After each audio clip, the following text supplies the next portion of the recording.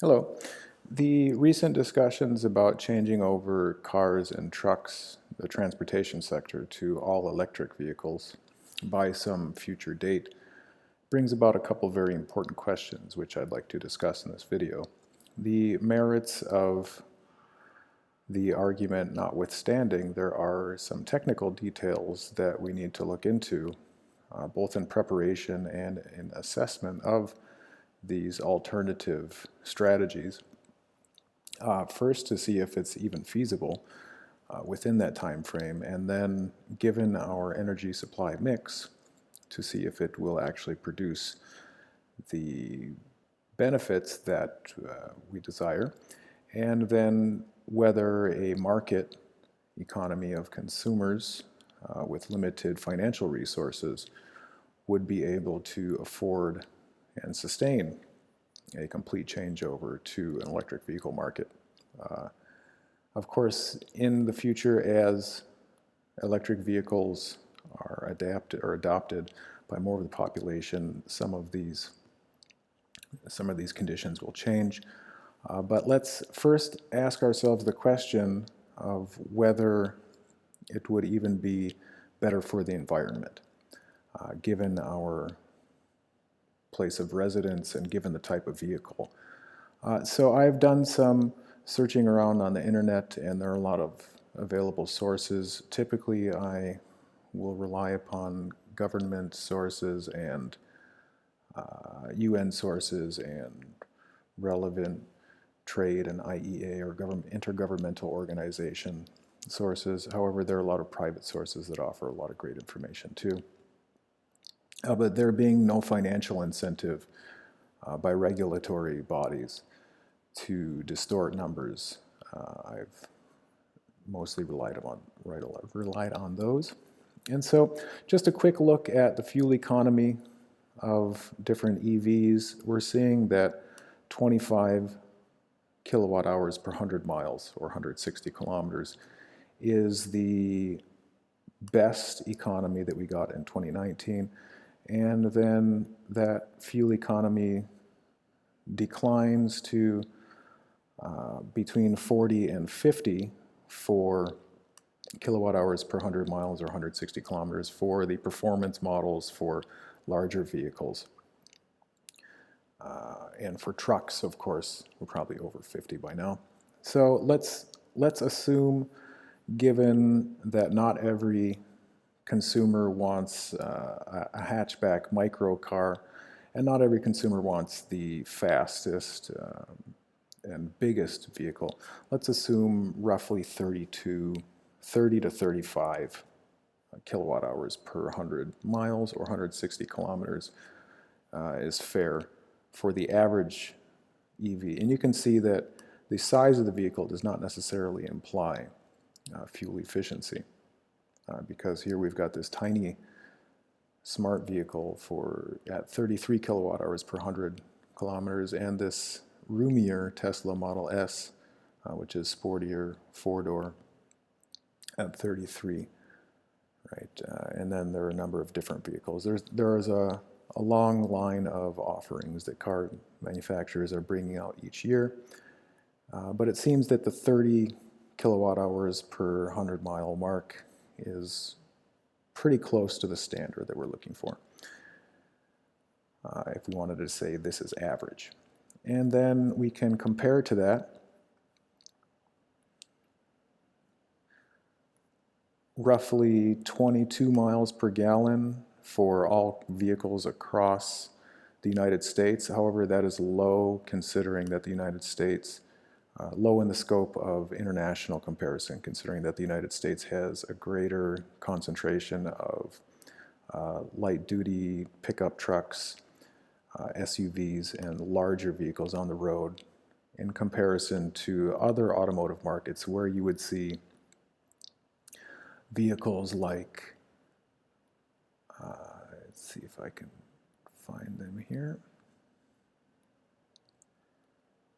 Vehicles like Toyota Camrys and Honda Accords and things to get better gas mileage, and I'm not finding that I had it in here just a moment ago. But anyway, so we can assume a low average of 22 miles per gallon for gasoline vehicles. Probably closer to 25 or 30 miles per gallon is better, but using that low average will make our comparison. And then given, oh, here we are. Toyota Camry is 6.92 liters per 100 kilometers. If we wanted to change that into miles per gallon, 6.92 divided by 3.75, 1.84, and that's just roughly. So less than 2 gallons per, what was that, 100 kilometers.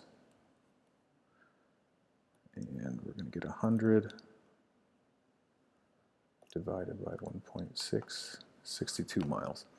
And so 62 miles divided by, call it, that's a rough estimate, 32 miles per gallon for more efficient, not necessarily compact cars, but family sedans. A Honda Accord's not really a compact car. And then you've got SRV. So if we assume 22 miles per gallon, we're looking at more down into the Ford F-150 range. But you can see on this comparison here from Canada, Ford F-150 in the Alberta province here, which has high GHG intensity for electricity production, the Ford F-150 is not so much different from the Tesla Model X. And in fact, these smaller passenger vehicles like the Honda CR-V, the Honda Accord, Corolla, and Camry are significantly more efficient fuel-wise and as far as GHG emissions compared to various EVs and hybrids like the Volvo. Well, this is a hybrid, but the Tesla Model X, that's an EV. And that's because electricity production in this province is mostly going to be oil or fossil fuel based, because that is what natural resources they have available. Whereas if we move to a different province in Canada, we'll see this graph change considerably. And here we have all these EVs that are way lower, much, much more efficient than all of these other passenger vehicles. So you can see using Canadian provinces as sort of a rubric here, or a guide, depending on the energy mix, depending on the carbon intensity of the energy production methods, whereas in some provinces here it would be more hydropower. Canada has a lot of dams and hydropower. Then in those cases, like for example in Ontario or Vancouver, or sorry, British Columbia, the EVs are significant, very, very efficient, right? Very low carbon intensity. If we have renewable or non-carbon intensive energy production, compared to a province like Alberta or Nunavut, which has higher carbon intensity, Nunavut, in electricity production, then it's debatable whether, depending on the vehicle, whether electric vehicles would actually be more efficient or less carbon intensive. So it raises a question worldwide. This is a similar graph showing the greenhouse gas emission intensity of electricity generation across Europe. And if we can compare that to Canadian provinces, so here we have Nunavut at 760, that would be comparable to somewhere around Poland. Roughly, that's how Poland electricity production looks. And Alberta, that's going to be the most carbon intensive, Estonia. And then as we move down the scale here, we've got France, which is primarily nuclear power. And then it distributes also to neighboring countries. We've got Sweden, which has a broad mix of renewable fuels, offshore wind most notably, and Norway, which is perhaps all renewable. We've got zero carbon intensity. And then somewhere in the middle, right, we've got Germany, which has moved away from nuclear in recent years, thus driving up its carbon intensity, even though they've simultaneously reduced production of coal power. Still natural gas power is going to be more carbon intensive than, say, nuclear. Nuclear power doesn't actually produce any carbon emissions or GHGs to speak of, only steam. Coal, if we're looking at pounds per kilowatt hour, that's roughly one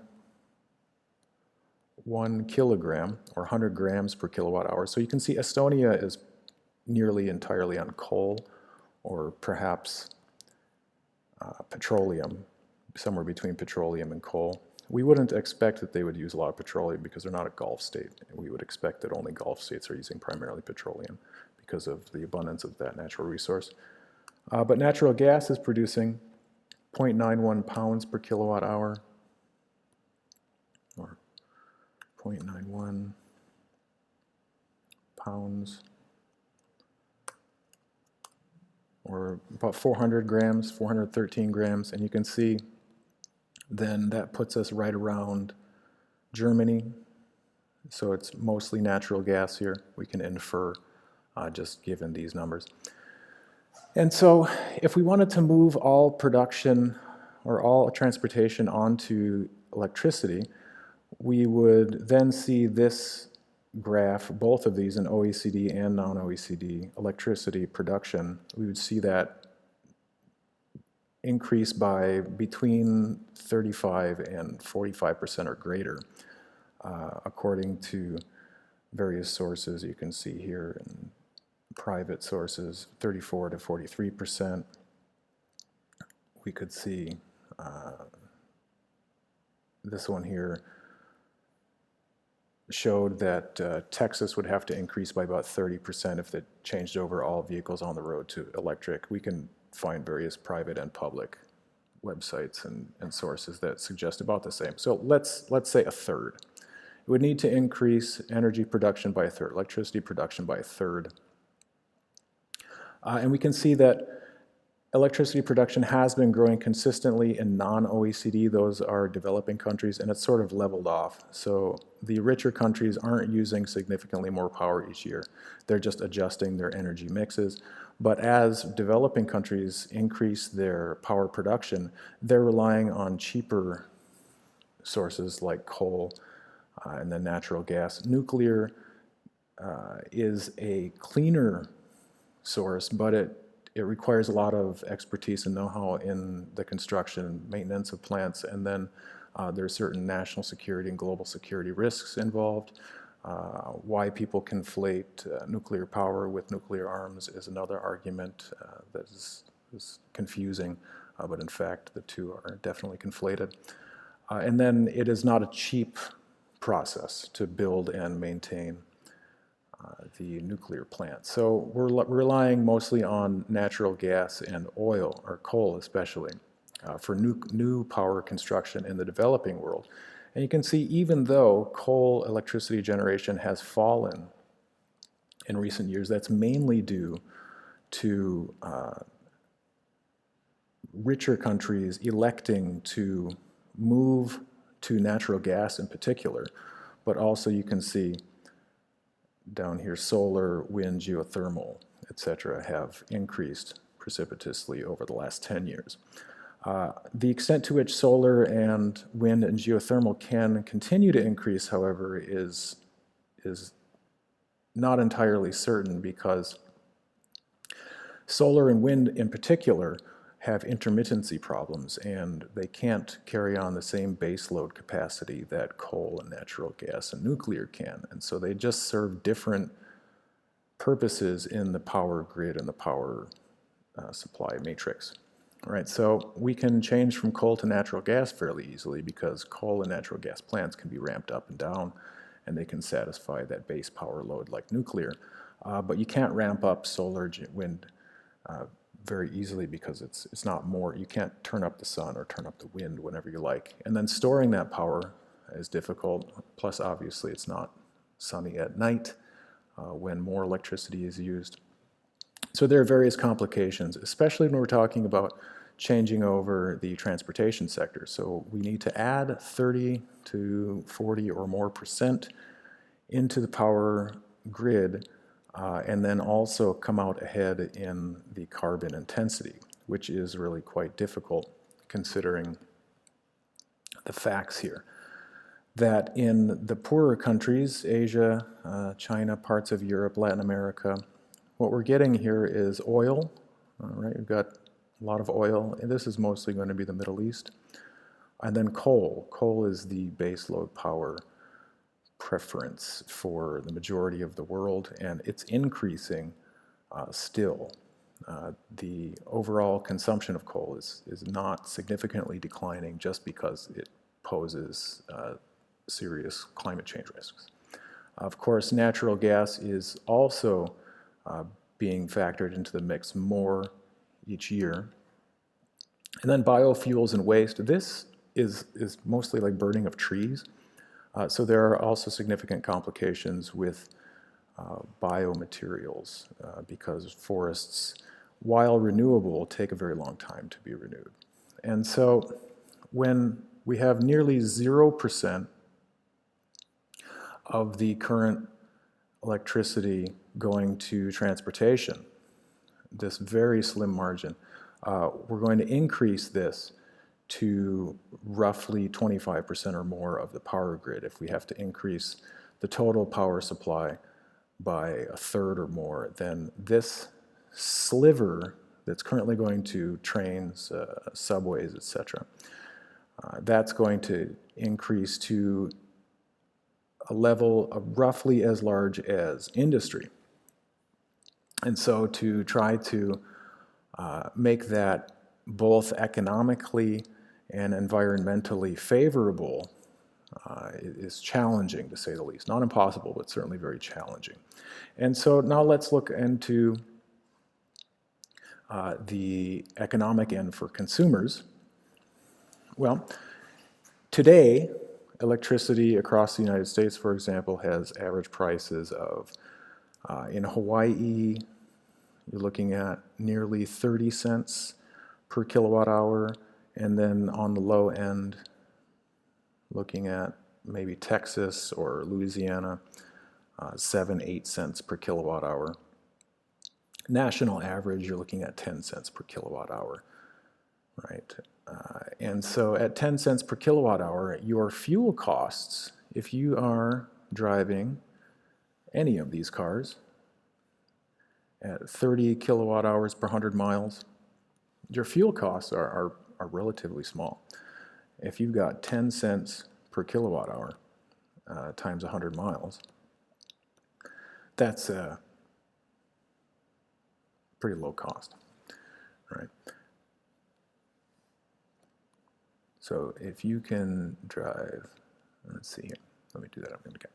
30 kilowatt hours per mile, per 100 miles, if you're paying 10 cents per kilowatt hour times 30 kilowatt hours per 100 miles, that's $3 per 100 miles.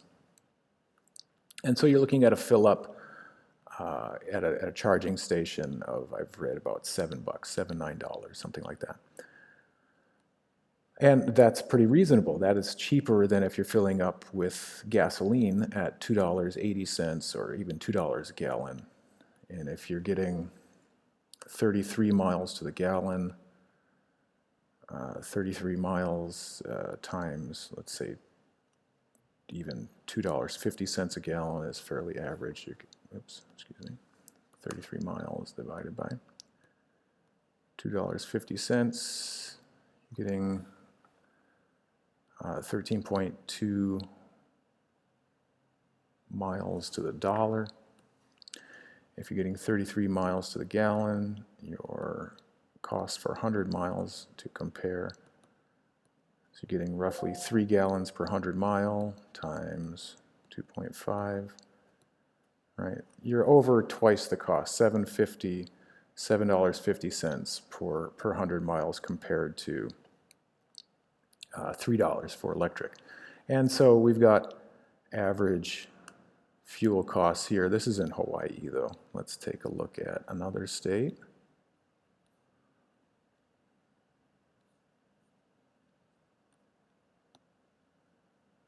Take a look. So Hawaii is an outlier. Let's have a look at that. Louisiana, so roughly the cheapest in the country, cheapest electricity in the country. Your average fuel costs are going to be much lower.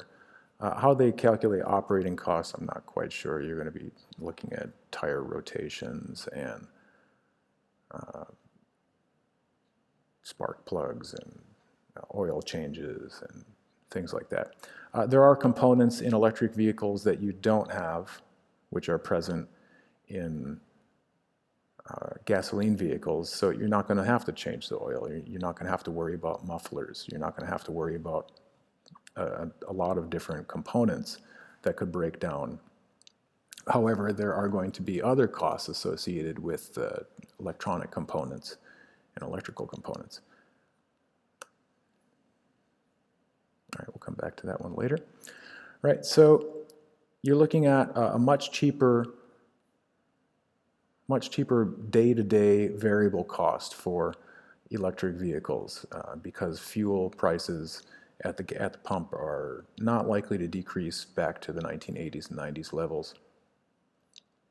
And so we're looking at more expensive, if anything, gasoline. Not quite working. However, the upfront costs of electric vehicles are considerably higher. When we look at even a Chevy Bolt, which is comparable in size to like a Honda Yaris or something, a Honda Yaris will cost $13,000, $14,000 base model. A Chevy Bolt is going to run you about $30,000. Your entry level to get into an electric vehicle is twice the price, roughly, of a similar size entry model for a gasoline vehicle. And so you're not likely to make up that difference over time. And so for the average consumer, especially in a state where, or a place where electricity is cheaper than gasoline, and $2.50 worldwide is actually pretty cheap for gasoline. In some places you're talking about $7 per gallon. And so it does depend on where you are in the world.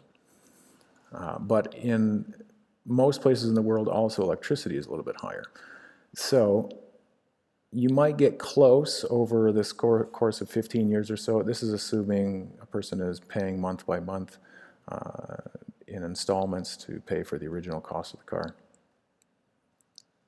And so we might get close to that in an extended time period. These might converge due to the annual variable costs of driving a gasoline vehicle versus an electric vehicle.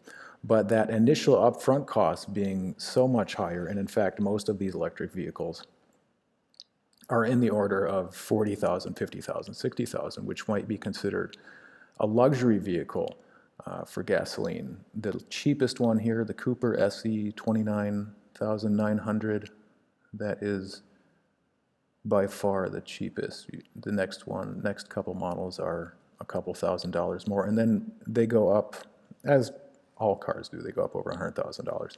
But you could say the average here is in the 40s. That is definitely different from an average sedan. When you're looking at a Toyota Camry or Corolla or something, or a Volkswagen Jetta, or a Chevy Cruze, or Dodge Charger in the $20,000 range. That puts the upfront cost of the electric vehicle at much higher, and so the difference between the price at the pump and the price at the charging station is almost negligible in the long run until you get to 15, 20 years on down the line, by which time most people will have already bought a new car or bought a new used car. And so at the individual level, this presents serious financial and economic concerns for people who are looking to change over, or who might be forced to change over, who don't have access to that type of money. And so it's uncertain how much gasoline prices are going to change in the future or how much electricity prices might change with increased demand. But one thing is certain about electricity: if transportation were government mandated to change over, that the grid would be ill-equipped to handle all of that increased load. And so there are various infrastructure problems which require trillions of dollars in additional investment for infrastructure in order to supply all of that increased demand, right? And so given today's political and economic environment, I am reluctant to believe that car manufacturers can legitimately promise that they will not offer any gasoline vehicles by any future date, be it 2030, 2035. And I am likewise reluctant to believe in the promises of the European Union, for example, which wants to see all vehicles changed over by 2030 or 2035, something like that, because that would require increased power load, and also it is yet uncertain whether, given the energy matrix in a lot of European countries, it's uncertain whether that would actually produce the CO2 reduction that is stated as the objective in changing over gasoline vehicles to electric vehicles.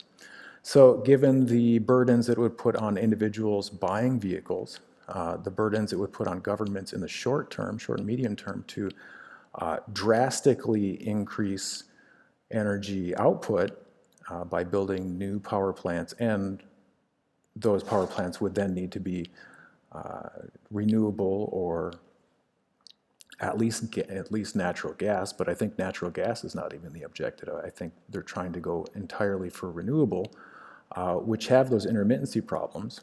And countries like Germany and Switzerland not wanting to go back to nuclear, there is a real bind here. There's a real resource constraint, which can't be easily overcome.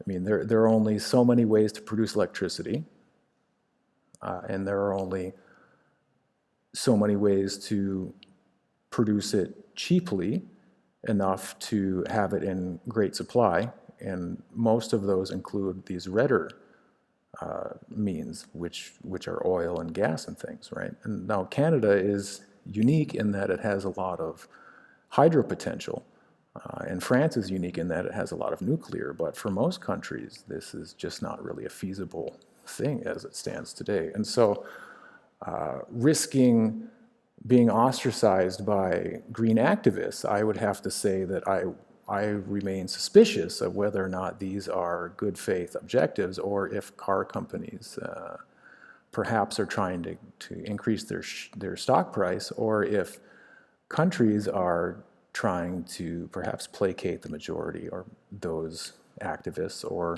make promises that they know they cannot fulfill. And so it'll be interesting. I'm cautious in my skepticism. However, today the numbers don't really seem to add up.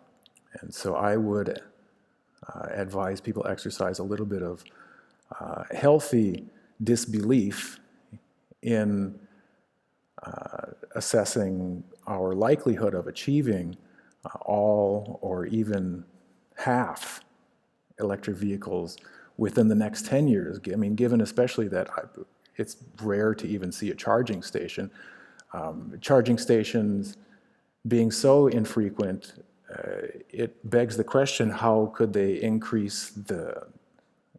a private network increase that network of charging stations across an entire country or continent, such that long haul trips were possible? And then if each charge of 300 miles or so takes 7 to 10 to 30 minutes, well, then how much productivity is going to be lost in long haul trucking, and how many people's road trips are going to be interrupted by what would be multiple times more weight at the charging station. And if we by magic woke up in the morning and all vehicles were electric, then what would the lines at the charging stations be like had everybody not remembered to charge their vehicle at home or at work?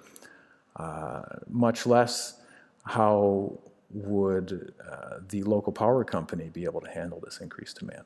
And so there are a lot of nitpicky little details involved in this situation that I think bars some examination if you're really interested in this. And there's lots more information available online for you to take a look at. Thanks.